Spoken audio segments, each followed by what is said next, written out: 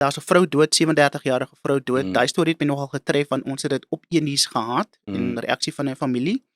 Wat is jou indrukke? Ja nee, ons het natuurlik gehoor hoe hartseer die familie is en dit is iets wat ongelukkig altyd gebeur wanneer daar sulke groot natuurrampe is, lewens wat verlore gaan. Maar in hierdie geval is dit hartseer dat dit 'n vrou is wat soveel gedoen het vir die gemeenskap ook. So weer eens is ons as nuusmense, jy sien die ander kant van 'n natuurramp waar mense se lewens natuurlik in gevaar gestel word en lewensverlies is nie altyd iets lekker om oor te berig nie. So ek dink ons as Een het baie gevoel vir daardie familie en natuurlik hulle geliefde wat oorlede is. 'n boom het op haar motor geval. Dit wys net hoe erg hierdie winde en die erge en giere weeromstandighede was